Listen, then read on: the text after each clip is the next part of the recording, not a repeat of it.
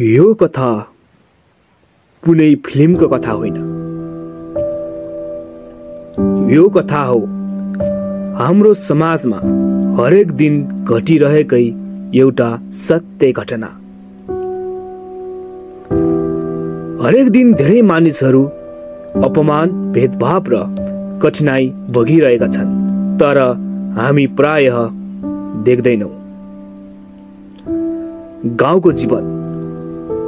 गाउँमा जन्मिएको एक युवक रमेश सपना सहित शहरको यात्रा गर्छ। घरको अवस्था कमजोर थियो। बुबा बिरामी, आमा मजदुरी। ऊ सोच्यो, शहर गएर काम पाए भने घर सुधार्न सक्छु। तर शहरको वास्तविकता अत्यन्तै कठोर थियो। रमेशले होटल, कारखाना र सबै ठाउँमा काम खोज्यो, तर हरेक ठाउँमा एउटै कुरा सोधियो, त कुन जातको हो? सिपारी छ? अनुभव छ?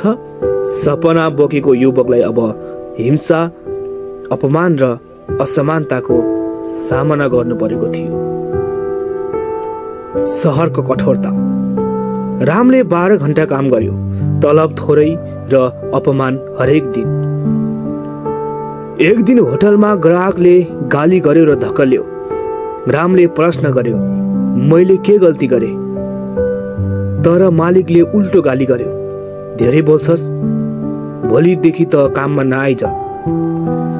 त्यो रात रमेश सडकमा बस्यो, आँखाभरि आँसु, मनभरि प्रश्न। गरिब हुनु अपराध हो? जन्म नै दोष हो? तर जीवनले उसलाई हार मान्न दियो भन्ने थिएन। सहयोग र नयाँ सुरुवात। त्यो रात एक वृद्ध व्यक्ति आयो। उसले रमेशलाई भन्यो, संसारले होइन त आफैले आफूलाई कमजोर मानेको हो। वृद्धले रामलाई एउटा सानो काममा लगायो।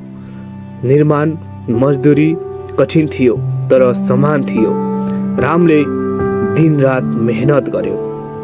सुरुमा थकान र अपमान भयो, तर अब उसलाई सिप, अनुभव र आत्मविश्वास मिल्यो। सङ्घर्षको नतिजा। दिन, महिना, वर्ष बिते।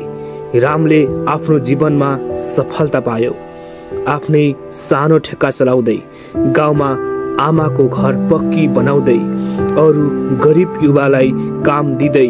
उसको सङ्घर्षले केवल उसको जीवन मात्र होइन, अरूको जीवन पनि बदल्यो। अन्तिम सन्देश। राम भन्छ, शहरले मलाई अपमान दियो, तर सङ्घर्षले मलाई पहिचान दियो। यो केवल रमेशको कथा होइन, यो हाम्रो समाजको कथा हो। हरेक दिन हजारौं युवा यही सङ्घर्ष भोगिरहेका छन्, तर केहीले मात्र आफ्नो बाटो खोज्छन्। सन्देश। जीवनको कठिनाइले तपाईलाई तोड्न सक्दैन। हिम्मत, धैर्य र मेहनतले तपाईको पहिचान बनाउँछ। आजलाई यति नै।